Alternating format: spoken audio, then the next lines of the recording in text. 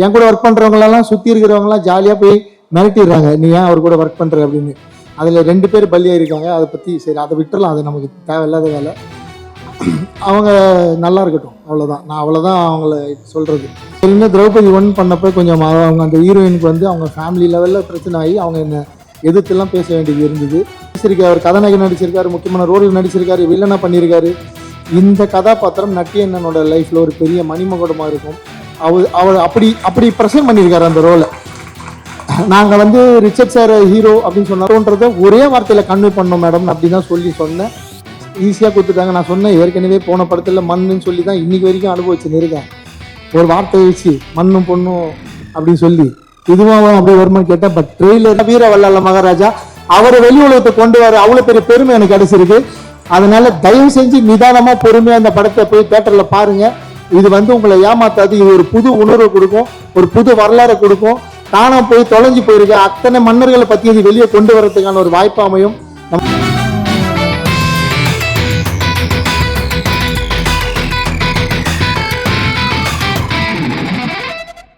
ஏன்னா இது வந்து எனக்கு முதல் படம் மாதிரி தான் இருந்தது. நான் 5வது படம் எனக்கு. ஸ்டில் ஒரு பீரியட் ஃபிலிம் பண்ணுறோம் அப்படின்றதால எனக்கு வந்து இது எல்லாமே புதுசு. நம்ம கற்பனையில் தான் இது எல்லாமே இருந்தது. புத்தகத்தில் படித்த அண்ணன் புத்தகத்தில் அப்புறம் அவரை பற்றி நிறைய ரிசர்ச் பண்ணேன். நான் சொல்கிறேன் இந்த படம் பண்ணுறதுக்கு காரணமே தான் சொல்கிறேன். பட் இப்படி இவங்களோட மேன் பவர் என் கூட சப்போர்ட்டிவாக இல்லைன்னா நான் என்ன தான் பேப்பரில் கொண்டு வந்திருந்தாலும் அதை இவங்க வந்து சேர்த்தாங்க. இங்கே நிப்பாட்ட வேண்டிய இன்னும் டிபார்ட்மெண்ட் அசிஸ்டன்ஸ் இருக்காங்க, ஃபோட்டோ ஃபிளட் டீம் இருக்காங்க, கிரீன் டிபார்ட்மெண்ட் டீம் இருக்காங்க. இவங்கெல்லாம் என் கூட முதல் படத்துலேருந்து வேலை செய்கிறாங்க. ஸோ இந்த மேன் பவர் எனக்கு வந்து சப்போர்ட் பண்ணலைன்னா இவங்களை யாரையுமே நான் வந்து கம்ஃபர்டபுள் ஜோனில் வச்சு ஒர்க் பண்ணிட முடியாது. ஸோ என்னுடைய டீமுக்கு நான் இந்த இடத்துல மனமாற நான் நன்றியை சொல்லிக்கிறேன். இல்லைன்னா இந்த பட்ஜெட்டில் 31 நாளுக்குள்ளே இப்படி ஒரு படம் கனவுல கூட சாத்தியம் இல்லை. நான் மறுபடியும் பதிவு பண்ணுறேன். நான் எவ்வளோ ப்ரெஷருக்குள்ளே போயிருக்கேன் இந்த படத்தில் அப்படின்றது எனக்கு தெரியும். ஷூட் பண்ணுறப்ப ஸ்டில் எனக்கு இதில் வந்து பேர் கிடைக்க போகுது. அடுத்த படம் பண்ண போகிறேன். அடுத்த படம் இருக்கலாம், இல்லாமல் இருக்கலாம், அதெல்லாம் அப்புறம். பட் இதில் எனக்கு எவ்வளோ பெரிய பேர் கிடைக்க போகுது, இந்த ட்ரெயிலரில் எனக்கு எவ்வளோ பெரிய பேர் கிடைச்சிருக்கு, எம்கோனில் எவ்வளோ பெரிய பேர் கிடைச்சிருக்கு எனக்கு தெரியும். பட் எதுவுமே இல்லாமல் இவ்வளோ உழைப்பு போட்டாங்க. அதுக்காக அங்கீகாரம், அதுக்காக நன்றி. இதுக்கப்புறம் ஸ்டார்ட் பண்ணுறேன். எங்கேருந்து ஸ்டார்ட் பண்ணுறது தெரியல. இவ்வளோ பேர் இருக்காங்க, நான் யாரை பற்றி பேசுறது, யாரை விடுவேன், எதுவுமே தெரியல. சொல்லிடுறேன். இருந்தாலும் எப்போவுமே ரிச்சர்ட் சார் அவர்கிட்ட தான் ஸ்டார்ட் பண்ணுவேன். அவர் இல்லைன்னா திரௌபதி 2 கண்டிப்பாக ஒர்க் ஆகிருக்காது. ஏன்னா முதல்ல இப்படி ஒரு படம் பண்ணணும், இவ்வளோ பெரிய விஷயத்த பண்ண போகிறோம். களத்தில் போய் எங்கெங்கே போய் லொக்கேஷன் தேட போகிறோம், யார்கிட்ட போய் நிற்க போகிறோம், எதுவுமே தெரியாது. அவர்கிட்ட போய் சொன்னேன், சார் இப்படி ஒரு விஷயம் இருக்குது, நம்ம பண்ணலாம், அது வந்து திரௌபதி 2 மாறும். ஆனால் நீங்கள் வந்து எப்படி இதுக்கு சப்போர்ட் பண்ண போகிறீங்கன்னு தெரியல சார். அவ்வளோ மனித உழைப்பு இதுக்கு வந்து தேவைப்படும். நமக்கு நீங்கள் நானும் சேர்ந்தா நமக்குன்னு ஒரு பட்ஜெட் இவ்வளோ தான் சார் நம்மளோட வெயிட், அதை தான் நம்ம தூக்க முடியும். அதுக்கு மேலே வெயிட்டை நம்ம தூக்குனா 2 பேருக்குமே எலும்பு முறிவு ஏற்படும். அவ்வளோ சுமை தூக்க முடியாது எங்களால். அப்போ இந்த பட்ஜெட்குள்ளே நம்ம இவ்வளோ பெரிய படம் எப்படி சார் பண்ணலான்னு கேட்டவொடனே அவர் கண்ணை மூடின்னு சொல்லிட்டாரு. எனக்கு நம்ம திரௌபதி பண்ணப்போ நான் அவருக்கு சம்பளம் கொடுக்கல, படம் முடிஞ்சதுக்கப்புறம் தான் கொடுத்தேன். இதுலேயும் சொல்லிட்டாரு, வழக்கம் போல் நான் சம்பளம் வேணாம், நீங்களும் அதே மாதிரி போய் ப்ரொடியூசர்கிட்ட சொல்லிட்டு ஒரு ப்ரொடியூசரை பிடிச்சிட்டு வாங்க, ஃபஸ்ட்டு நம்ம வந்து ஷூட் போயிடலாம் அப்படின்னு சொல்லிட்டாரு. அந்த வார்த்தை தான் இந்த படம் ஆரம்பிக்கிறதுக்கு முதல் புள்ளி. அதை இப்போ வரைக்கும் சொல்கிறேன். அவர் இன்னும் ₹1 சம்பளம் வாங்கலை இந்த படத்தில். அவ்வளோ பெரிய சப்போர்ட் வந்து பண்ணி கொடுத்துருக்காரு. நான் சொன்னேன், சார் இன்ஜுரிலாம் ஆகும், ஃப்ராக்சர்லாம் ஆகும் சார், ஆனால் அவ்வளோ கஷ்டப்பட வேண்டியது இருக்குது சார், முடி வளர்க்கணும், நீங்கள் வேறு எங்கேயும் போய் நடிக்க முடியாது சொன்னேன். அது எல்லாத்தையும் பொறுத்துக்கிட்டு கிட்டத்தட்ட 1 வருஷமாக அந்த முடியை வளர்த்து மலேசியா போய் சிலாத் கலையை கற்றுக்கிட்டு 3-4 மாதம் குதிரை பயிற்சி எடுத்து இந்த படத்தில் வந்து அதுக்காக கத்தி சண்டைலாம் அவர் வந்து ப்ராக்டிஸ் பண்ணி அவ்வளோ பெரிய டெடிகேட்டிவ் ஒரு ஆர்டிஸ்ட் அவர். தமிழ் சினிமாவில் நல்ல நல்ல இயக்குநர்கள் என் மேலே இருக்கிற ஏதோ ஒரு தனிப்பட்ட ஏதாவது என் மேலே ஒரு கோபம் அதெல்லாம் இருந்தால் அதெல்லாம் இல்லாமல் ரிச்சர்ட் சாரை நீங்கள் வந்து நல்ல நல்ல படங்களில் கேஸ்ட் பண்ணணும். இந்த மாதிரி ஒரு ஹீரோ நிச்சயமாக கிடைக்க மாட்டார். அவ்வளோ டவுன் டு எர்த் அண்ட் அவ்வளோ ஆக்டிவான ஒரு ஹீரோ. 16 ஹவர்ஸ் ஒரு நாளைக்கு ஒர்க் பண்ணுறதுக்கு இன்றைக்கி எத்தனை ஹீரோ இருக்காங்க தெரியல, அவர் இருக்கார் ரெடியாக. ஸோ 2வது ப்ரொடியூசர் சார், அவர் இல்லைனாலும் இந்த படம் வந்து வாய்ப்பு இல்லை. ஏன்னா நாங்கள் 2 பேர் சேர்ந்து ஒரு பீரியட் ஃபிலிம் பண்ணுறோன்னு நான் கிட்டத்தட்ட ஒரு 6-7 ப்ரொடியூசர்கிட்ட சொல்லியிருக்கேன். எல்லாருமே வந்து என்ன சொல்லுவாங்கன்னா, சரி பண்ணலாம், ஆனால் ஹீரோ மட்டும் மாற்றிக்கலாமா அப்படின்னா, சார் நாங்கள் 2 பேர் சேர்ந்தாதான் இந்த படம் இல்லைன்னா எனக்கு செட் ஆகாது சார், நான் திரௌபதி 2ன்னு இதுக்கு வந்து பண்ண போகிறேன். ஏன்னா அந்த படத்துல ஒரு கனெக்டோட தான் இந்த படம் வந்து சேரும். அவங்க இருந்தால் தான் பண்ண முடியும். நான் ப்ரொடியூசர் சில அவாய்ட் பண்ணியிருக்கேன். அப்புறம் ஒரு நாள் எனக்கு ப்ரொடியூசர் சைட்லேருந்து ஒரு கால் வந்தது. இவங்க புது படம் பண்ணுறாங்க, உங்ககிட்ட ஏதாவது உங்களை பார்க்கணும்னு நினைக்கிறாங்கன்னா போய் சார் ஆஃபீஸில் பார்த்தேன். சாருக்கு ஒரு ஆசை இருந்தது என் கூட படம் பண்ணணுன்னு. அவர் ஒரு லைன் சொன்னார், இந்த மாதிரி ஒரு லைன் இருக்குது சார், நீங்கள் டேரக்ட் பண்ணி தருவீங்களா அப்படின்னு கேட்டார். அப்போ சொன்னேன், இல்லை சார், நாங்கள் ஆல்ரெடி ஒரு ஸ்கிரிப்டை பண்ணி 1 வருஷமாக ஒர்க் பண்ணி ஸ்க்ரீன் ப்ளே பண்ணி ப்ரீ ப்ரொடக்ஷன் வரைக்கும் முடிச்சிட்டேன் சார், நான் ஸ்கிரிப்ட் வேணால் தரேன் அப்படி சொன்னேன். சரி, எனக்கு அந்த கதை சொல்வீங்களான்னு கேட்டார். ஏன்னா அவர் ஃபஸ்ட்டு படம் ப்ரொடியூசர்ன்றதால யூஸ்வலாக 4 படம் டேரக்ட் பண்ணிட்டா கதைலாம் சொல்ல மாட்டாங்க. என்னை கேட்டார், கதை சொல்வீங்களான்னு. சார் நான் இப்போயே சொல்கிறேன்னு கதை கேட்டார். நான் ஃபுல் கதை சொன்னேன். 3ஆவது நாள் அட்வான்ஸ் போட்டார் ஃபர்ஸ்ட் காப்பியில் படம் பண்ணுறதுக்கு. என்னால் நம்பவே முடியல, யாராவது ஸ்பூஃப் பண்ணுறாங்களா இல்லை ஏமாத்துறாங்களா அப்படின்னு. நிஜமாலே கதை கேட்டால் 3ஆவது நாள் இந்த படத்தை எனக்கு கமிட் பண்ணிட்டாரு. அங்கே ஆரம்பிச்சது நான் சொன்ன வார்த்தையை அவர்கிட்ட காப்பாற்றுறேன். என்னென்னா, நான் சொன்ன பட்ஜெட்டில் முடிக்க முடியல, கொஞ்சம் பட்ஜெட் எக்ஸ்டெண்ட் ஆயிடுச்சு. அதுக்கு நான் சார்கிட்ட இங்கே மன்னிப்பு கேட்டுக்கிறேன். நான் சொன்னதை விட பட்ஜெட் வந்து ரொம்ப கூட தான் போயிருக்கு. அவருக்கு ரொம்ப மன தைரியம். இவ்வளோ பெரிய பட்ஜெட் இந்த படத்துக்கு பண்ணி இந்த மாதிரி ஒரு ஆடியோ லான்ச்சு. தமிழ் சினிமாவிலே முதல் தயாரிப்பாளர். தொடர்ந்து 2 நாட்கள் தினத்தந்தி பேப்பரில் முழு விளம்பரம் கொடுத்தாரு. அது அதனால தான் அவர் ரொம்ப எமோஷன் ஆயிட்டாரு. அதை பத்திரிகையாளர் அவர் ஃபர்ஸ்ட் டைம்ன்றதால நிச்சயமாக இதெல்லாமே புரிஞ்சுப்பார். அதை ரொம்ப பெரிய விஷயமாக்காமல் எடுத்துக்கோங்க. ஏனாலும் தினத்தந்தி பத்திரிகை மனமாற நன்றி சொல்லிக்கிறேன். அவ்வளோ பெரிய கவரேஜ் 2 நாளில் அதை பற்றி எல்லாருமே பேசினாங்க. இண்டஸ்ட்ரியில் ரொம்ப பெருசாக பேசினாங்க. ஸோ தயாரிப்பாளருக்கு இந்த இடத்துல மனமார்ந்த நன்றிகள். அவரோட குடும்பத்திற்கும் ரொம்ப மனமார்ந்த நன்றிகள். அவங்களுக்கு பெரிய சப்போர்ட் சாருக்கு, அவங்க மிஸ்ஸஸும். அவங்களும் ஷூட்டிங் ஸ்பாட்டுக்கு எதுக்கு இவ்வளோ செலவெல்லாம் பண்ணுறீங்க அப்படிலாம் கேட்காம அவங்களும் இந்த படத்தை ரசித்து ஷூட்டிங் ஸ்பாட்டில் பார்த்தாங்க. ஸோ தயாரிப்பாளருக்கும் மிகப்பெரிய நன்றி. அவரோட டீம் அவ்வளோ நல்ல டீம். அவங்கெல்லாம் சேர்ந்து உழைப்பு தான் சார் இந்த படம் பண்ணார். ஸோ இந்த நேரத்தில் அவங்க டீம் இருக்காங்க. நான் அவங்களுக்கும் இந்த நன்றியை சொல்லிக்கிறேன். சார் பேசி முடிச்சிடுறேன் சார்.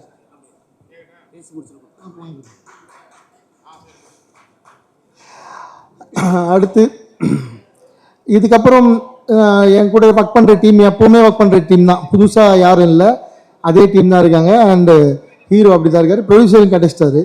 ஸோ முக்கியமான ஒரு கேரக்டர் இருக்குது படத்தில். யாருன்னா கேமராமேன். என்னென்னா, நான் ரொம்ப ராவாக ரொம்ப டார்க்காக படம் எடுக்கிற டைரக்டர். ஸோ எனக்கு இந்த படம் அப்படி ப்ரெசென்ட் பண்ண விருப்பம் இல்லை. ஏன்னா யூஸ்வலாக பீரியட் ஃபிலிம்னா அப்படி தான் இருக்கும். பட் நான் கொஞ்சம் இந்த படத்தை கலர்ஃபுல்லாக பண்ணணும் அப்படின்னு ஆசைப்பட்டேன். ஹர்காரான்னு ஒரு படம் நான் பார்த்தேன். அதில் அந்த பீரியட் ஃபிலிம் ரொம்ப பட்ஜெட்டில் அவ்வளோ குவாலிட்டியாக பண்ணியிருந்தார். ஸோ அவர் யூஎஸில் இருந்தார். அப்போ சார், நான் நாராயணன் சார் இருக்கார், அவர்கிட்ட தான் ஒரு நம்பரை தேடி கண்டுபிடிச்சி சொல்லி வாங்கி ஃபோனில் தான் பேசினேன். நான் நேர்லேயே பார்க்காம கமிட் பண்ணேன் கேமராமேனை. இதுதான் ஃபோன்லேயே பேசி அவர் கேரக்டர் எனக்கு புரிச்சு நேர்லேயே பார்க்கல. ஷூட்டுக்கு ஒரு மாதத்துக்கு முன்னாடி தான் சார் இந்த குரூவில் ஜாயின் பண்ணார். அப்போ தான் அவர் முத பார்க்குறேன். வரத்துக்கு முன்னாடியே அட்வான்ஸ் போட்டேன்.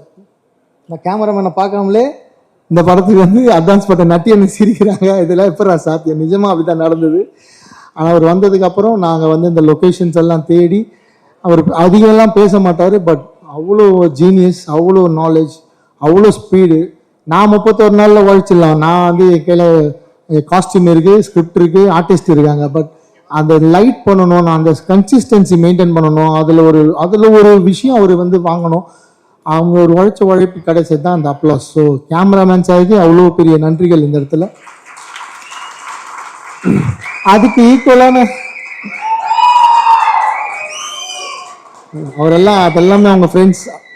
ஸோ அதுக்கு ஈக்குவலான ஒருத்தர் மனுஷனோட உழைப்பு இருக்கு. அவர் ஆர்ட் டைரக்டர்.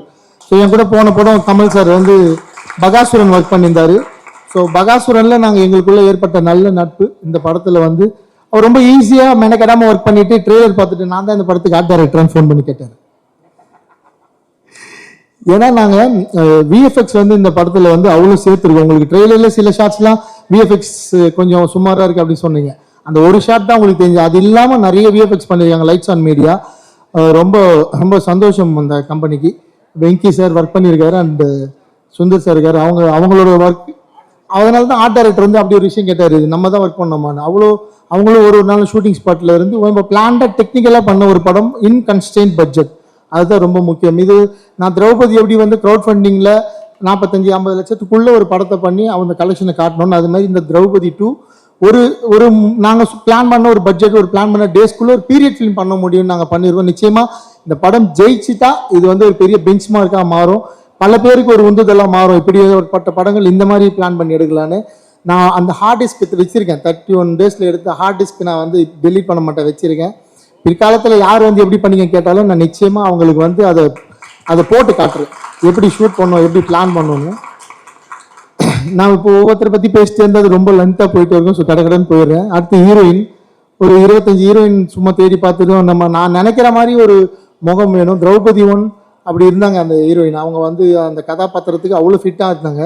ஸோ திரௌபதி 2க்கும் வந்து நிச்சயமாக அதை எதிர்பார்ப்பாங்க. நான் இவங்களை வந்து முத என்ன பார்க்க வரப்போ ஜீன்ஸ் பேண்ட் டிஷர்ட்டில் தான் வந்தாங்க. அப்படிதான் மேடம் வந்தீங்க?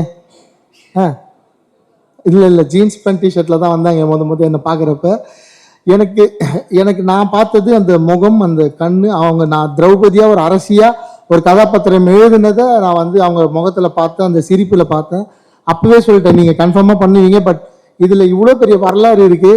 நான் ஏற்கனவே திரௌபதி 1 பண்ணப்போ கொஞ்சம் அவங்க அந்த ஹீரோயினுக்கு வந்து அவங்க ஃபேமிலி லெவலில் பிரச்சனை ஆகி அவங்க என்னை எதிர்த்துலாம் பேச வேண்டியது இருந்தது. நீங்கள் இதெல்லாம் தாங்கிப்பீங்களா, இந்த பிரச்சனைலாம் வருமானா? அவங்க பயங்கரம் போல்டு, எவ்வளோ தைரியமாக சொன்னாங்க பாரு. நான் கதை நரேஷன் கேட்டுட்டு தான் படம் பண்ணேன்னு சொன்னாங்க பாருங்க. அது பதிவு என்னன்னா நாளைக்கு என்ன வேணா நடக்குன்றதால அவங்களுக்கும் தெரியல. ஏன்னா நான் என் கூட ஒர்க் பண்ணுறவங்களெல்லாம் சுற்றி இருக்கிறவங்களாம் ஜாலியாக போய் மிரட்டிடுறாங்க, நீ ஏன் அவர் கூட ஒர்க் பண்ணுற அப்படின்னு. அதில் 2 பேர் பலியாக இருக்காங்க. அதை பற்றி சரி, அதை விட்டுறலாம், அது நமக்கு தேவையில்லாத வேலை. அவங்க நல்லா இருக்கட்டும், அவ்வளோதான். நான் அவ்வளோதான் அவங்கள சொல்கிறது. ஸோ இவங்க ரொம்ப க்யூட்டான ஹீரோயின், ரொம்ப டிமாண்ட் பண்ணாத ஹீரோயின். கூப்பிட்டா செட்டுக்கு வருவாங்க. அழகாக அவங்களுக்கு வந்து 5 லாங்குவேஜ் தெரியும். கேரளாவில் பிறந்த பெங்களூரில் வளர்ந்த ஒரு பெண். அவங்க அவ்வளோ அழகாக தமிழ் பேசுவாங்க, கொஞ்சம் தமிழ் பேசுவாங்க. 5 லாங்குவேஜ் தெரியும். ஸோ இது பண்டைய தமிழ். இந்த தமிழ் அவங்க அழகாக மனப்பாடம் பண்ணி ஷூட்டிங் ஸ்பாட்டில் பேசினாங்க. நான் படம்லாம் ரிலீஸ் ஆனதுக்கப்புறம் அவங்க பேசின ஒரிஜினல் டைலாக் வந்து நான் பிடிஎஸ்ஆர் ரிலீஸ் பண்ணுறாரு. அவ்வளோ ரசிப்பீங்க அவங்க வந்து எப்படி ஷூட்டிங் ஸ்பாட்டில் பேசி நடிச்சாங்கன்னு. ரொம்ப நல்லா வருவாங்க அந்த ஹீரோயின். பர்ஃபார்மன்ஸ் ஓரியன்ட் ஹீரோயின்ஸ் கிடைக்கிறது கஷ்டம், பண்ணி பேர் வாங்குறது கஷ்டம். ஸோ ரக்ஷனா இந்துச்சூடன் அந்த வரிசையில் நிச்சயமாக ஒரு முக்கிய இடம் பிடிப்பாங்க. உங்களுக்கு ஒரு வரலாறு இருக்குது தமிழ் சினிமாவில். அண்டு பரணி என்ன கடகடன் போயிடுறாரு ஃபாஸ்ட்டாக. பரணி என்ன ஃபஸ்ட்டு படத்துலேயே ஒர்க் பண்ண வேண்டியது ஏதோ ஒரு காரணம், பட்ஜெட்டு அது இதுன்னு வந்து மிஸ் ஆகிடுச்சு. அங்கேருந்து அவர் கூட 2வது படம் 3வது படம் பண்ணச்சு. கிடச்சி 5வது படம் நான் முதல்ல ஒரு வில்லனா நடிகன்னு சொன்னேன், அவருக்கு ஒரு ஆசையை காட்டினேன். அதுக்கப்புறம் அவருக்கு அந்த லுக் டெஸ்ட் பார்த்தேன், எனக்கு திருப்தி ஆகல. அண்ணா இன்னொரு ரோல் இருக்குது, அது பண்ணுங்கண்ணா. அவர் கொஞ்சம் பயந்தார். நான் என் நம்பி பண்ணுங்கண்ணா, நிச்சயமாக இது வந்து நல்ல பேர் கொடுக்குன்னு. அவர் அவ்வளோ சூப்பராக பண்ணியிருக்காரு. அவர் சொல்ல போகிற டைலாக் தான் இந்த படத்தோட ஒரு ஜஸ்டிஃபிகேஷனு. அவர் எடுத்திருக்க ஒரு ரோல், அவர் ஒரு விஷயம் சொல்லுவார் படத்தில், அதுதான் இந்த படத்தில் வந்து நாங்கள் அந்த படத்தோட சொல்ல வந்த முக்கியமான விஷயம் அதுதான். ஸோ அவர் ரோல் வந்து ரொம்ப பெருசாக பேசப்படும். And Chirag Jani sir and then Dinesh Lamba sir, அவங்க 2 பேரும் இங்கிலீஷில் பேசினா தான் அவங்களுக்கு புரியும், இங்கிலீஷ் வருது, ஆனால் பழகிட்டு அவங்க கூட பேரை சொன்னாலே. ஸோ அவங்க 2 பேரும் ஃப்ரம் மும்பை, அவங்க 2 பேருமே. இந்த படத்துக்கு அது தேவைப்பட்டது. ஏன் இங்கே நடிகர்களே இல்லையான்ற கேள்வி வரலாம். பட் இந்த முகம் அவர் துக்ளக்கை கேரி பண்ணுற மாதிரியான ஒரு முகம், ஒரு பாவனை இருந்தது சிராக் ஜானி கிட்ட. அவ்வளோ ஈஸியாக கேரி பண்ணியிருக்காரு. அந்த அவர் பேசுகிறப்ப ஷூட்டிங் ஸ்பாட்டில் எங்களுக்கே வந்து இந்த துக்ளக்கை பார்க்குற மாதிரி இருக்கும், அந்த பயம் வரும். And Dinesh Lamba sir very sweet man. அவர் ஒரு ப்ளே பண்ணியிருக்காரு படத்தில், அப்படி ரசிப்பீங்க அதை. அவ்வளோ பாடி லாங்குவேஜ் ஒன்று கொடுத்துருக்கிறாரு, அப்படி இருக்கும் அந்த பாடி லாங்குவேஜ். அப்புறம் இன்னொரு ஹீரோயின் மாதிரி இன்னும் 2 அழகு தேவதைகள் இருக்காங்க படத்தில். Devayani Sharma madam and Divi madam 2 பேருமே. திவி மேடம் வந்து ரிச்சர்ட் சார் கூட ஒரு படத்தில் அவங்க ஹீரோயினாக பண்ணிட்டு இருக்காங்க. நாங்கள் இப்படி ஒரு படம் பண்ணுறோன்னு தெரிஞ்சது உடனே, நான் ஹீரோயினாக பண்ணாலும் பரவாயில்ல சார், எனக்கு வந்து ஒரு பீரியட் ஃபிலிமில் இப்படி ஒரு காஸ்டியூமில் நான் வரணும், சரி என்னை எப்படியாவது உள்ளே கொண்டு வாங்க அப்படின்னு சொல்லி சண்டை போட்டு உள்ளே வந்துட்டாங்க. நான் சொன்னேன், நீங்கள் ஹீரோயினாக ஒர்க் பண்ணுறீங்க மேடம், வேண்டாம் இந்த ரோல் அப்படின்னு சொன்னேன். பட் வந்தாங்க. பட் அவங்களுக்காக நான் அந்த ரோலை எக்ஸ்டெண்ட் பண்ணிக்கிட்டேன், பெருசாக்கிட்டேன். ஐ டெவலப்ட் யுவர் கேரக்டர். ஸோ அவங்க பேசுகிற வசனங்களும் அவங்க படத்தில் ஒரு முக்கியமான இடத்துல ஒரு திருப்பத்தை ஏற்படுத்துவாங்க. அதுவுமே அவங்க அவ்வளோ அழகாக, அவங்களுக்கு தமிழ் தெரியாது, தெலுங்கு தான் அவங்க. ஆனால் தமிழை புரிஞ்சுக்கிட்டு தமிழில் தான் அந்த சீன் நடித்தாங்க. அவ்வளோ கஷ்டப்பட்டு அதுக்கு தான் அவங்க வந்துட்டு தேங்க்ஸ் சொன்னாங்க என்னோட கோ டைரக்டருக்கு. அண்ட் தேவயானி சர்மா மேடம், அவங்களும் மகாராஷ்டிரா மும்பை. அவங்க வந்து துக்ளக்கோட ஒய்ஃப் பண்ணுறாங்க அவங்க அந்த கேரக்டரு. இப்போ அவங்களுக்கு அந்த லுக்கு வேணும். நான் அந்த மாதிரி ஒரு ராணி, ஒரு ஒரு ஒரு துருக்கியிலேருந்து வந்த ஒரு பெண் அப்படின்னு காட்டணும்னா அந்த லுக்கு வேணும். அந்த லுக்கு வந்து நம்ம எங்கெங்கே தேடி பார்த்தா தமிழ்நாட்டில் யாராவது இருக்காங்களான்னு கிடைக்கவே இல்லை. அவங்க வந்து நான் இன்ஸ்டாகிராமில் தான் பார்த்து அப்புறம் அவங்கள காண்டாக்ட் பண்ணி லுக் டெஸ்ட் பண்ணேன். அவ்வளோ பியூட்டிஃபுல்லாக இருந்தாங்க. இன்றைக்கி தமிழ் சினிமாவில் ஒரு எம்டியான இடம் இருக்குது. இந்த மாதிரியான ஒரு ஒரு அழகிய உடல்வாகு கொண்ட ஒரு கதை, ஒரு ஹீரோயின், ஒரு கேரக்டர் ரோல் பண்ணுறதுக்கு நிச்சயமாக Devayani Sharma fill that space.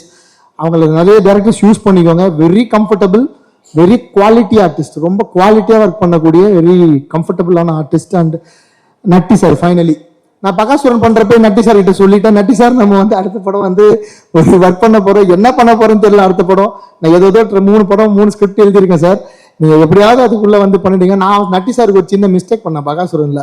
நான் அப்பயே சொன்னேன் அதை, சார் மன்னிச்சிருங்க. நான் அதனால அப்பயே சொன்னேன், சார் நான் வந்து கண்டிப்பாக அடுத்த படம் வந்து நான் அதை காம்பன்சேட் பண்ணிக்கிறேன் சார் அப்படின்னு. அவர் எனக்கு அண்ணன் மாதிரி, கூட பிறந்தவர் மாதிரி.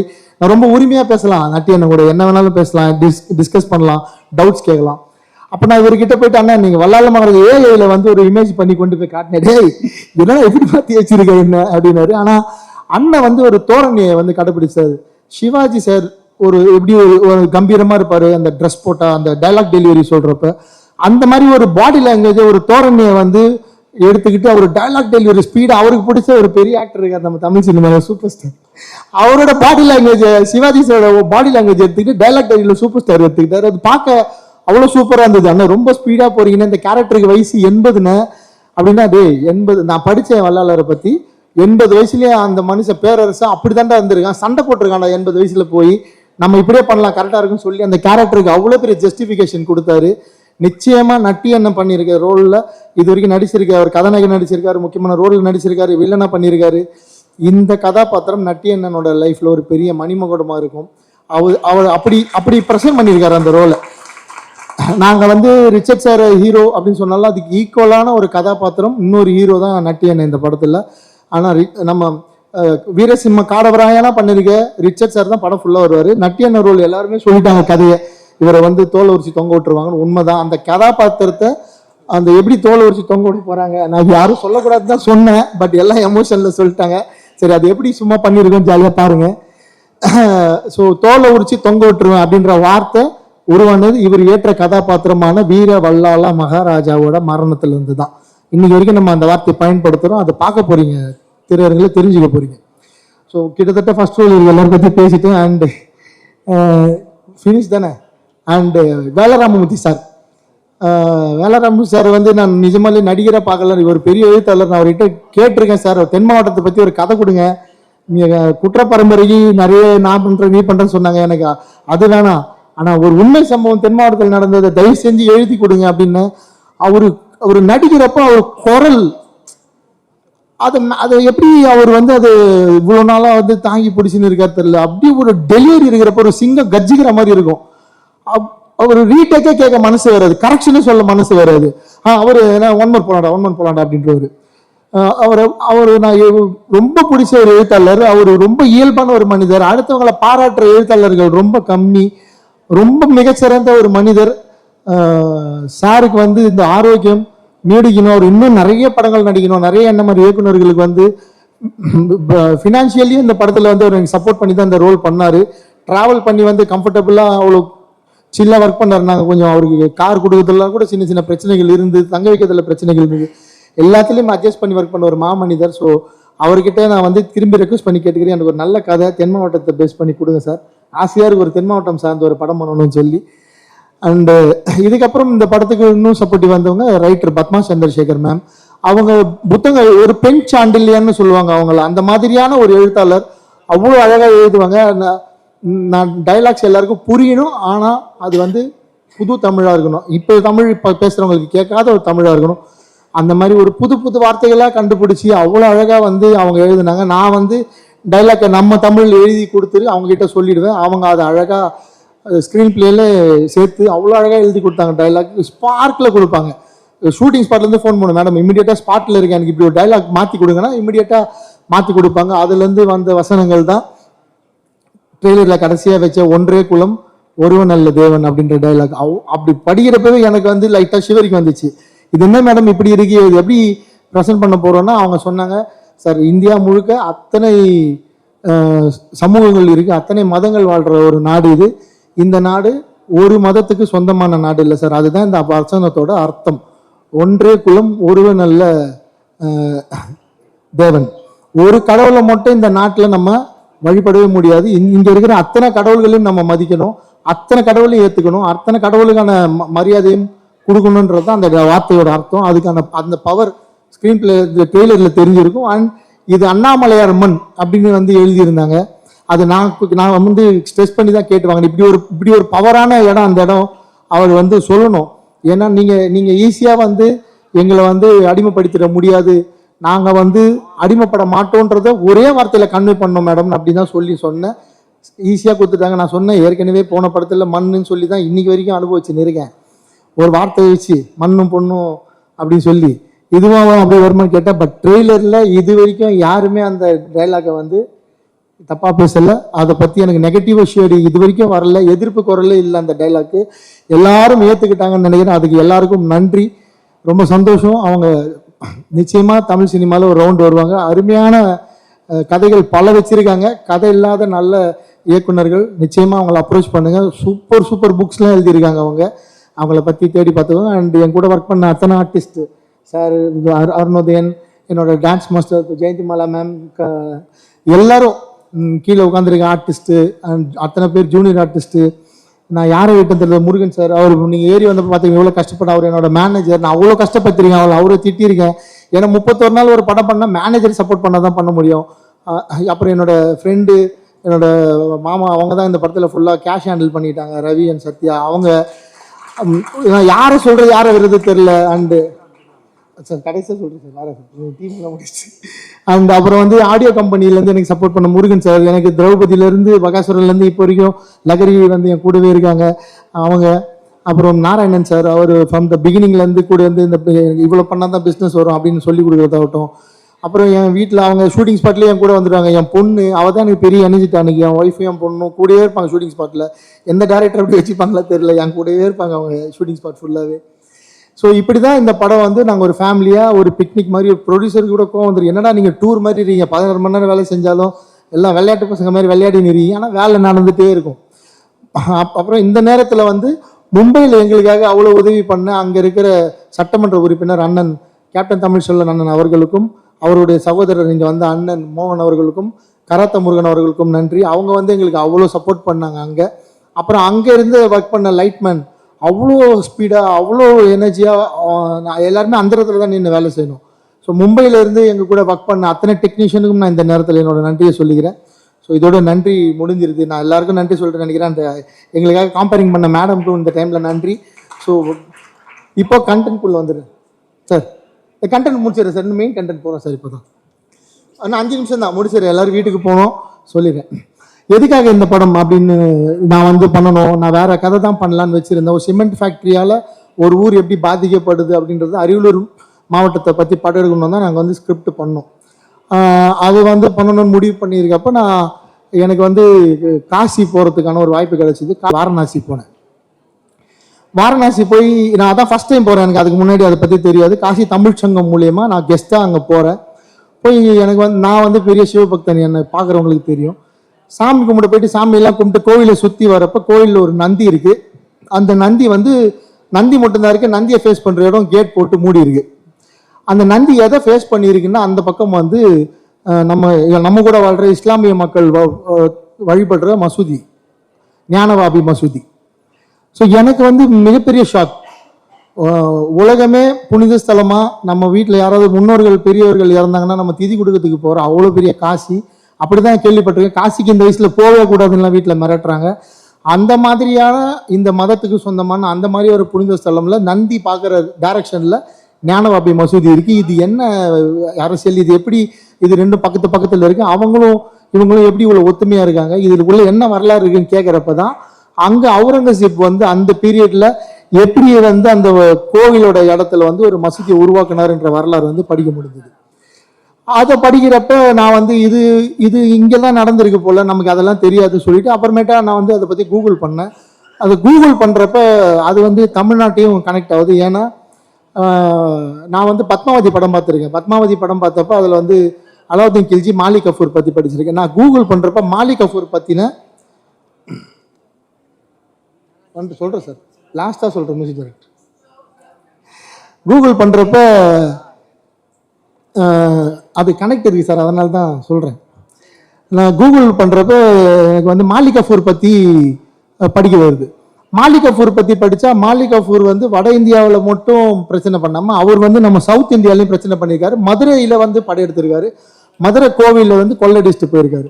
அவர் வந்து அந்த மதுரை கோவிலை கொள்ளையடிக்க அவர் வந்து இங்கே வழிகாட்டுறதுக்கு யாரை வந்து பிணை கைதியாக வந்து கூப்பிட்டு போகிறாரு, யாரை வந்து வழிகாட்டியாக வந்து மிரட்டி இட்டு போகிறாருன்னா வல்லால மகாராஜா. கரெக்டு தானே? வீர வல்லால மகாராஜாவை அவர் வந்து வழிகாட்டியாக கூப்பிட்டு போகிறாரு. இது யாரா வீர வல்லால மகாராஜா? எனக்கு அதுக்கு முன்னாடி ஒய்சால மன்னர்கள்லாம் சும்மா தெரியும், நான் படிச்சிருக்கேன். நான் ஹிஸ்ட்ரியில் நிறைய ராஜராஜ சோழனை ரொம்ப பிடிக்கிறதுனால. ஸோ இந்த வீர வல்லால மகாராஜா யாருன்னு பார்த்தா அண்ணன் வந்து அதை பற்றி புக் எழுதியிருந்தாரு. அப்புறம் அண்ணனுக்கு ஃபோன் பண்ணி இது என்னென்ன நம்ம ஊர்லேயும் இந்த மாதிரி நடந்திருக்கா, நம்ம ஊர்லேயும் இந்த மாதிரி பிரச்சனைகள்லாம் இருக்கான்னு கேட்டால் அப்போது எனக்கு இந்த கதையை சொல்லி இந்த புத்தகத்தை படிக்க சொன்னார். நான் அந்த புத்தகத்தை படித்த உடனே இதுதான் நம்ம பண்ண வேண்டிய படம், இதுதான் வந்து அடுத்த படமாக நம்ம பண்ணணும், இது எத்தனை வருஷம் ஆனாலும் பரவாயில்ல, நம்ம வந்து இந்த கதையை முடிப்போம்னு சொல்லி நான் வந்து ஒரு ஒன்லைன் ரெடி பண்ணி அது வந்து எடுத்துகிட்டு 2 வருஷமாக ப்ரொடியூசர் தேடி எனக்கு கிடைச்சவர் தான் சண்முகம் சார். எப்போ வந்து எனக்கு இந்த படம் வந்து ரொம்ப பெரிய நம்பிக்கை கொடுத்ததுன்னா சாவா படம் வந்து ரிலீஸ் ஆச்சு. சாவா படம் பார்க்குறப்ப எனக்கு வந்து நாங்கள் ஷூட் போகிறதுக்கு முன்னாடியே சாவா ரிலீஸ் ஆகிடுச்சு. சாவா படம் விஷுவல்ஸ் எல்லாம் பார்த்த உடனே எனக்கு வந்து ஒரு மிகப்பெரிய நம்பிக்கை வந்துருச்சு. இந்த படம் வந்து நிச்சயமாக தமிழ்நாட்டில் பெரிய அரசியலை பேசாது, எதிர்ப்பு அரசியல் வராது. ஏன்னா சாவா படத்துக்கு மியூசிக் டைரக்டர் யாருன்னு உங்கள் எல்லாருக்கும் தெரியும். ஸோ அப்படி ஒரு வரலாறை சொல்கிறப்ப அவங்க ரஹ்மான் சார் அதில் ஒர்க் பண்ணுறாங்கன்றப்ப நம்ம தைரியமாக இந்த படம் பண்ணலாம். அந்த தைரியத்தோடு தான் நான் போய் ஜிப்ரான் சாரை போயிட்டு இந்த கதை சொன்னேன். ஸோ ஜிப்ரான் சார்கிட்ட நான் போய் இந்த கதை சொல்லி முடிக்கிறப்ப, ஏன்னா உங்களுக்கு அவர் ஜிப்ரான் சாரை பற்றி தெரிஞ்சிருக்கும். ஸோ நான் போய் ஜிப்ரான் சார்கிட்ட பிஜிஎம்காக தான் நான் வந்து ஜிப்ரான் சார்கிட்ட போகிறேன் இந்த கதைக்கு. அவர்கிட்ட நான் கதை சொல்லி முடித்த உடனே அவர் வந்து என்னை நீ இப்போ சொன்னால் அதே மாதிரி தான் பார்க்குறாரு. நீங்கள் இப்படி தான் சார் இருப்பீங்களா, நான் வந்து உங்களை வேறு மாதிரி கற்பனை பண்ணி வச்சுருந்தேன், பயங்கரமாக உங்களை பார்த்தாலே பயமாக இருக்குலாம் சொல்கிறாங்க, நீங்கள் இப்படி பேசுகிறீங்களா சார்? என்ன சார், அதெல்லாம் மீடியாவும் எனக்கு கொடுத்த பிம்பம், இந்த உலகம் எனக்கு கொடுத்த பிம்பம் சார். நான் ராயபுரத்தில் வாழ்கிற ஒரு சாதாரண சாமானியன் சார். நான் இவ்வளோதான், மோகன் தான். நான் சினிமாவுக்கு வந்து நான் மோகன்ஜி. அது எனக்கு கொடுத்துருக்கிறது கம்ப்ளீட்டாக வேறு சார். ஏன்னா என் நண்பர்கள் நான் வாழ்கிற பகுதியில் வந்து என்னை பற்றி சுற்றி கேட்டிங்கன்னா நீங்கள் வேறு அந்த ஆள் இவர் இல்லைங்கன்னு சொல்லுவாங்க. ஸோ நீங்கள் கொடுத்துருக்கீங்களே எனக்கு ஒரு அடையாளம், எனக்கு ஒரு பிம்பம், அது நான் இல்லை. ஸோ நான் வந்து எனக்கு மக்களுக்கு தெரியாத ஒரு விஷயம், அது உண்மையான விஷயம், அது ஆத்தென்டிகேட்டட் இருக்குது, அதில் வரலாறு இருக்குது, அதில் என்கிட்ட ப்ரூஃப் இருக்குன்னா நான் தைரியமாக படம் பண்ண இறங்குவேன். அதில் சாவான்னு ஒரு படம் வந்திருக்கு, அது ரஹ்மான் சார் மியூசிக் பண்ணதுப்போ நான் இப்போ ஜிப்ரான் சாரை போய் அப்ரோச் பண்ணேன். ஜிப்ரான் சார் கதை சொல்லி இதையும் சொன்னோன்னே ஜிப்ரான் சார் ஓகே சொல்லிட்டாரு. ஜிப்ரான் சார் ஓகே சொன்னதுக்கு அப்புறம் தான் இந்த படம் வந்து அடுத்த லெவலுக்கு போகுது. ஏன்னா ஒரு நல்ல டெக்னீஷியன்ஸ் எல்லாம் சேர்றப்ப என் கேமராமேன் பேச மாட்டார், என் ஆர்ட் டைரக்டர் பேச மாட்டார், என் எடிட்டர் பேச மாட்டார். இப்போ இப்படி டெக்னீஷியன்ஸ் எல்லாம் கூட வச்சுட்டு இவங்க பவர்ஃபுல்லாக இன்னொருத்தர் பேசவே மாட்டார், அவரு ஜிப்ரான் சார். இவங்க யாருமே பேசவே மாட்டாங்க, ஆனால் அவங்க ஒர்க்கெல்லாம் நான் பயங்கரமாக பேசும். என்கோனே பாட்டு வந்து சார் 2 டியூன் அனுப்பினாரு, நான் இந்த டியூனை கன்ஃபார்ம் பண்ணிட்டேன். நான் தான் வந்து சிங்கர் சூஸ் பண்ணேன், நான் தான் லிரிக் ரைட்டரையும் சூஸ் பண்ணேன். எனக்கு அவ்வளோ ஃப்ரீடம் கொடுத்தாரு. ஏதோ தெரியாதனமாக ஒரு தப்பு பண்ணிவிட்டேன், அதை இப்போ சரியும் பண்ணி பத்மலதா மேடம் பாட வச்சிட்டேன். இப்போ பத்மலதா மேடம் வாய்ஸில் தான் இந்த படம் வந்து தியேட்டரில் சாங் வந்து வரப்போகுது. அவங்க தான் இப்போ உங்கள் முன்னாடி அறிமுகம் பண்ணி வச்சேன். நன்றி மேடம், பத்மலதா மேடம், ரொம்ப நன்றி. எங்களுக்கு ஒரு இக்கட்டான சூழலில் நீங்கள் இந்த பாட்டு பாடி கொடுத்ததுக்கு ரொம்ப ரொம்ப நன்றி. அண்ட் ஜிப்ரான் சார் வந்து சார் நான் வந்து கொஞ்சம் எனக்கு மாஸ் ஆடியன்ஸ் சார், கொஞ்சம் மாஸாக மியூசிக் பண்ணி கொடுங்க சார். இல்லை சார், இது கொஞ்சம் நான் வந்து இன்டர்நேஷ்னல் லெவலில் போகிறேன் சார், கொஞ்சம் எனக்கு ஃப்ரீடம் கொடுங்கன்னு சொன்னார். சார் ஃபுல் ஃப்ரீடம் எடுத்துக்கோங்க சார், எனக்கு கொஞ்சம் மாஸ் மட்டும் அங்கங்கே சேர்த்து கொடுங்க சார்னா. ஸோ ஒரு 50% மாஸ் எலிமெண்ட்ஸும் 50% கிளாஸ் எலிமெண்ட்ஸும் கலந்து இந்த படத்துக்கு ஒரு ரீ ரெக்கார்டிங் கொடுத்துருக்காரு. நிச்சயமாக பாருங்கள், பல இடங்களில் ரசிப்பீங்க, பல இடங்களில் ரொம்ப எமோஷனலான படம், ரொம்ப உணர்வு ரீதியான படம், அவ்வளோ அழகாக ஒர்க் பண்ணி கொடுத்துருக்காரு. ஜிப்ரான் சார் ரொம்ப நன்றி. நீங்கள் உள்ளே வந்ததுக்கப்புறம் தான் அந்த ப்ராஜெக்ட் ப்ரொடியூசர் எங்களை நம்பி பெரிய ஃபண்டோட இன்னும் கொஞ்சம் உள்ளே வந்தார். ஸோ இந்த நேரத்தில் உங்களுக்கு ரொம்ப ஸ்பெஷல் தேங்க்ஸ் சொல்லிக்கிறேன். அதனால தான் உங்களை கடைசியாக பேசலாம் அப்படி சொல்லி. அவ்வளோதான். நான் மொத்தமாக ஜிப்ரான் சாரை 4 தடவை மீட் பண்ணியிருப்பேன், நாங்கள் ஒரு 40 தடவை ஃபோனில் பேசியிருப்போம், அவ்வளோதான். அதுக்கு மேலே ஜிப்ரான் சார் அடுத்த படம் பண்ணுறப்ப இப்போ எப்படி மோகன்ஜி கூட ஒர்க் பண்ணீங்கன்னு கேட்காதீங்க தயவு செஞ்சு. ஸோ நான் கண்டென்ட்குள்ளே வந்துடுறேன் மறுபடியும். ஸோ இதுதான் நான் படம் பண்ண காரணம். நான் காசிக்கு போனேன், அந்த இடத்த பார்த்தேன், அப்புறம் தமிழ்நாட்டில் இப்படி ஒரு வரலாறு இருக்கா பார்த்தேன். ஸோ அப்போ தமிழ்நாட்டை வந்து மாபார்னு சொல்கிறாங்க. மாபாரை கைப்பற்றுவது தான் துக்ளக்கோட ஒரே லட்சியமாக இருந்தது. ஸோ அலாவுதீன் கில்ஜி பீரியடுக்கு அப்புறம் துக்ளக் தான் வந்து இந்தியா ஆள்றாரு. அந்த துக்ளக் வந்து தேவகிரியை, ஹைதராபாத் வந்து தேவகிரியை தலைநகராக வச்சுட்டு கொஞ்ச நாள் ஆள்றாரு. துக்ளக் ரொம்ப வித்தியாசமான கேரக்டர். அவன் எடுக்கிற முடிவு நல்லதா கெட்டதான் அவனுக்கே தெரியாது. ஸோ அந்த மாதிரி ஒரு டிஃப்ரெண்டான கேரக்டர். ஸோ அந்த மாதிரி ஒரு கேரக்டர் வில்லனாக கிடைக்கிறப்ப ஆட்டோமேட்டிக்காக அந்த ஹீரோ கேரக்டர் ரொம்ப ஸ்ட்ராங் ஆகிடுது. அண்ட் இந்த படம் வந்து வில்லனை நாங்கள் வந்து இப்போ காட்டியிருக்கிறோம், இதில் வந்து இஸ்லாமியர்களை நீங்கள் காட்டியிருக்கீங்க, நிறைய பேர் என்கிட்டலாம் கேட்டாங்க. நான் அவங்க எல்லாருக்கும் ஒரு விளக்கம் சொல்லிடுறேன். இந்த படத்தில் நம்ம கூட இப்போ இணக்கமாக வாழ்கிற, நம்ம கூட இப்போது அண்ணன் தம்பியாக இருக்கிற இந்திய இஸ்லாமியர்களை எந்த வகையிலும் இந்த படம் வந்து துளி கூட வந்து காயப்படுத்தாது. அவங்களுக்கு இது வந்து ஒரு அவங்களோட ஆர்ஜின் எது, அவங்களோட தொடக்கம் எதுன்னு வேணால் அவங்களுக்கு வந்து புரிய வைக்கும் இந்த படம். அதை தாண்டி இது கமர்ஷியல் தான். நான் ரெக்வஸ்ட் பண்ணி கேட்டுக்கிறது, படம் பார்க்குற பார்வையாளர்களை, இதுக்கப்புறம் படம் பார்க்க போகிற நிறைய பொலிட்டீஷியன்ஸ்லாம் படம் பார்க்க போகிறாங்க, நிறைய இது பற்றி டிபேட்ஸ் வரப்போகுது. நான் வந்து மீடியா கிட்ட, மக்கள் கிட்ட, படம் பார்க்க போகிற எல்லார்கிட்டையும் கேட்டுக்கிற ஒரே விஷயம், நீங்கள் எப்படி வீரபாண்டிய கட்டபொம்மன், அப்புறம் சிறைச்சாலை, அப்புறம் மதராசப்பட்டினம், இந்த மாதிரி படங்கள்லாம் பிரிட்டிஷை காட்டுறப்ப அவங்கள பிரிட்டிஷாக மட்டும் பார்த்தீங்களோ, அவங்கள வந்து எந்த மதத்தை அடையாளத்திலையும் பார்க்காம பிரிட்டிஷாக மட்டும் பார்த்தீங்களோ, அதே மாதிரி இந்த படத்தை துருக்கியிலேருந்து நம்ம நாட்டை கைப்பிடிக்க வந்து அந்நியர்களை மட்டும்தான் நீங்கள் பார்க்கணும். அப்படி நினச்சி தான் நான் இந்த ஸ்கிரிப்ட் எழுதியிருக்கேன். அப்படி இந்த தைரியத்தில் தான் நான் இந்த படம் பண்ணியிருக்கேன். நீங்கள் அவங்களுக்கு ஒரு மத அடையாளத்தோட பார்த்தீங்கன்னா ஏன்னா அவங்க வாழ்க்கை நான் தப்பாக காட்ட முடியாது, அவங்களும் அப்படி தான் வாழ்ந்தாங்க. அவங்களுக்கும் நம்ம கூட வாழ்கிற, நம்ம கூட இருக்கிற இங்கே இருக்க இந்திய இஸ்லாமியர்களும் தமிழ்நாட்டில் இருக்க இஸ்லாமியர்களுக்கும் நிறைய வித்தியாசம் இருக்குது. அதை இந்த படத்தில் சொல்லியிருக்கோம். அது வந்து யாரையும் எந்த வகையிலும் காயப்படுத்தாது. நான் இந்த நேரத்தில் உறுதி கொடுத்துறேன். இது முழுக்க முழுக்க இந்த நாட்டை படையெடுத்து அடிமைப்படுத்த வந்த துருக்கியிலிருந்து வந்தவர்களை பற்றிய கதை. அவங்க தான் இதில் வில்லனாக இருப்பாங்க. 3 வில்லன்கள் இதில். ஒன்று கணேஷ் கௌரங் பற்றி பேசல, சாரி சார், ஒழிஞ்சிட்டீங்க சார், தெரியல. ஸோ அவர் வந்து பல்பானா நடிச்சிருக்காரு, பல்பான். அவரு தினேஷ் லம்பா சார் கியாசுதீன் தம்கானியா நடிச்சிருக்காரு. அண்ட் சிராக் ஜானி சார் முகபத் பின் துக்ளக்கா பண்ணியிருக்காரு. ஸோ 3 வில்லனுங்க. இவங்களுக்குள்ள என்ன நடக்க போகுதுன்றது தான் படம். இவங்களை வந்து எப்படி வல்லாளர் ஃபேஸ் பண்ண போறாரு, வல்லாளருக்கு அப்புறம் வீரசிம்ம காடவராயன் அவங்களை எப்படி ஃபேஸ் பண்ண போறாரு, வீரசிம்ம காடவராயனுக்கு சம்பூராவர் எப்படி ஹெல்ப் பண்ண போறாரு, வீரசிம்ம காடவராயனோட அப்பா சரவணன் சுப்பையா சார் அவர் மல்லையனரா பண்ணியிருக்காரு. சரவணன் சுப்பையா சாரை பத்தி பேச மாட்டேன் சார், எங்க இருக்கீங்க, கிளம்பிட்டாங்க, சாரி. சரவணன் சுப்பையா சார் இதில் ரிஜத் சாருக்கு அந்த கேரக்டருக்கு ஃபாதரா பண்ணியிருக்காங்க. ஸோ இவங்க எல்லாருக்கும் இந்த கேரக்டர்ஸ்குள்ள என்ன நடக்குதுன்றது தான் இந்த படம். நாங்கள் வந்து இந்த படத்தை பொங்கல் இதுன்னு எங்களுக்கு வந்து அது எப்படி அமைஞ்சது தெரியல. நாங்கள் ஆக்சுவலாக 23ஆம் தேதி ரிலீஸ் பண்ணுறதா இருந்தோம். அன்றைக்கி திடீர்னு தலைப்படம் வருதுன்னு சொன்னாங்க. சரி 30ஆம் தேதி போயிடலாம், கொஞ்சம் ஃப்ரீயாக இருக்கும், டிராஃபிக்லாம் வேணாம் சொல்லி 30ஆம் தேதிக்கு பிளான் பண்ணோம். ஏன்னா இந்த படம் 5 மொழியில் நாங்கள் வந்து தயார் பண்ணிட்டோம்.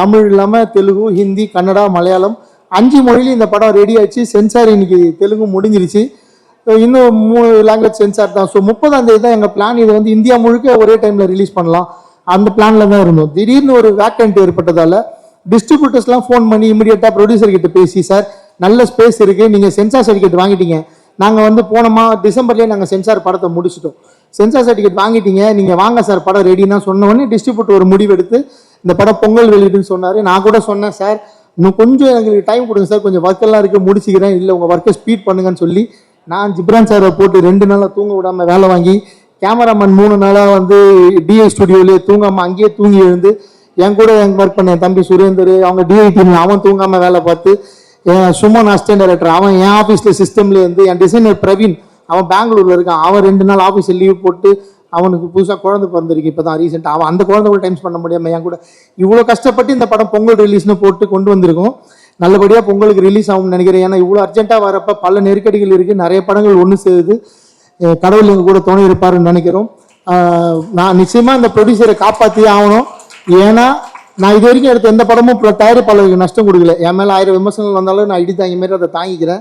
எந்த தயாரிப்பாளர், நானே தயாரிப்பாளர் இருந்தப்போ நான் நஷ்டப்பட்டதில்லை, வெளியே நம்பி படம் பட்டவங்க நஷ்டப்பட்டதில்லை. என்னால் சம்பாரிச்சவங்க தான் அதிகம் இண்டஸ்ட்ரியில், நான் சம்பாதிக்கலனாலும் தயாரிப்பாளரை நான் எப்படியாவது ஜெயிக்க வைக்கணும். அதுக்கு நான் வந்து எந்த முடிவுன்னா தைரியமாக எடுத்து நான் இந்த படத்தை தேட்டரில் கொண்டு வந்து மக்கள்கிட்ட கொண்டு போய் சேர்ப்பேன்.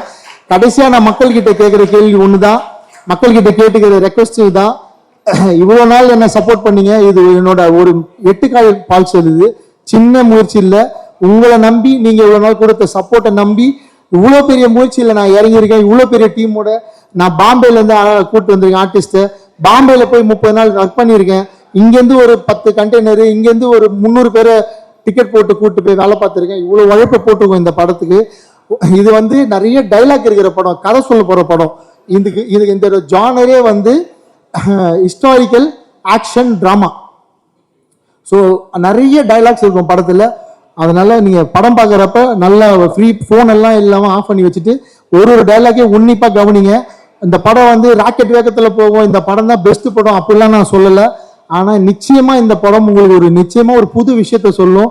இப்போ எப்படி வந்து நான் மராத்தி போனப்போ தான் தெரிஞ்சுக்கிட்டேன், அங்கே வந்து பெத்த தாயை பெத்த தந்தையை விட சத்ரபதி சிவாஜி, வீர சிவாஜி அவர்களை தான் அவங்க வந்து பெருசாக நினைக்கிறாங்க, சத்தியம்னு சொல்கிறாங்க. நம்ம இங்கே ஏதாவது சத்தியம் பண்ண அம்மா மேலே சத்தியம் சொல்லுவோம்ல, மராத்தியில் வந்து மகாராஜா மேலே சத்தியம் சொல்கிறாங்க. அந்த மாதிரி ஒரு மகாராஜா அவர் வந்து அங்கே தர்மத்தை காப்பாற்றினது இன்னைக்கு வரைக்கும் அவங்கள தாங்கி பிடிச்சிட்டு இருக்காங்க.